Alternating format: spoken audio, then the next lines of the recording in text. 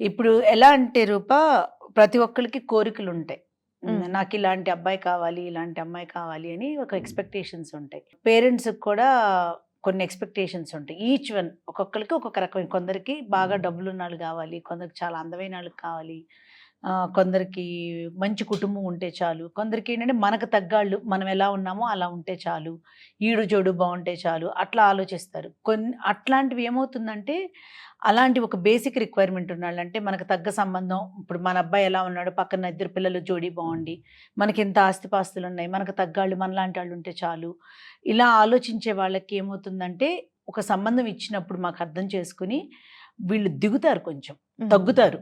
అవతల గూడా అట్లాంటి సంబంధమే వచ్చినప్పుడు చాలా ఈజీగా పెళ్ళిళ్ళ సంబంధాలు కుదురుతాయి. కానీ చాలా విషయాల్లో ఏమవుతుందంటే, వాళ్ళ పిల్లల్లో ఉన్న కొన్ని మెరిట్ పాయింట్స్‌ని బేస్ చేసుకొని, వాళ్ళకి మించిన సంబంధాలు ఎక్స్‌పెక్ట్ చేస్తారు. ఫర్ ఎగ్జాంపుల్ అంటే, ఒక ఎగ్జాంపుల్ కోసమే చెప్తున్నా. ఓకే. ఐ డోంట్ మీన్ అలా అని. యాహ్! ఇప్పుడు ఎవరైనా ఒక అబ్బాయి ఉండి, ఒక టాప్ మోస్ట్ కంపెనీలో ఒక 10,00,000, 15,00,000 నెలకి జీతం సంపాదిచ్చి, ఎనకాల బ్యాక్‌గ్రౌండ్ లేకపోయినా, మా అబ్బాయికి నెలకు 10,00,000 జీతం వస్తుంది కాబట్టి 100,00,00,000 సంబంధమో, 200,00,00,000 సంబంధమో కావాలనుకునే పేరెంట్స్ కూడా ఉంటారు. హ్మ్.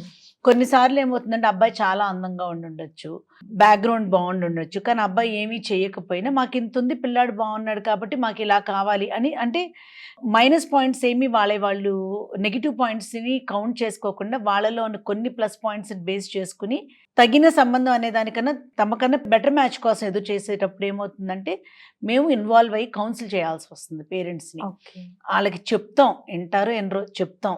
ఇనకపోతే మనం చేయగలిగేది ఏమీ లేదు గానీ, ఎక్స్‌ప్లెయిన్ చేయటానికైతే ట్రై చేస్తాం. కానీ ఇందాక నువ్వన్న క్వెషన్‌లో చూసే వాళ్ళలో సమర్థత ఉండాలి. మ్యాట్రిమోనీస్ ఉన్నాయి కదా! మా చుట్టాలకి అక్కడ పెళ్లి సంబంధం కుదిరిందని మేమెళ్లి ఇచ్చొచ్చాము, లేతే మీడియేటర్ కుదిర్చారని అక్కడ ఇచ్చాము, అలా అనుకుంటే మాత్రం అయి అవ్వవు. హ్మ్. వాళ్ళు బేసిక్‌గా మనం ఏమి అడిగామో అయి ఎతికి తీసుకొస్తారు. అంటే 100,00,00,000 ఉన్న సంబంధం కావాలంటే, అలాంటి ఒక ఎక్స్‌పెక్టేషన్స్ ఉన్నోళ్ళు, కొంచెం అందం ఉన్న అబ్బాయి ఉంటే చాలు, మాకు డబ్బులతో పని లేదనుకునే వాళ్ళు, ఆ డబ్బులున్న అమ్మాయిని తీసుకొచ్చి ఫ్రంట్‌లో పెట్టి మ్యాచెస్ చేస్తారు. అట్లా, అలా మ్యాచ్ చేసే సంబంధాలు బావుంటారేమో నాకు తెలీదు గానీ, కుదిర్చిన తర్వాత అది రైట్ వే కాదు. హ్మ్. కరెక్ట్. ఆ!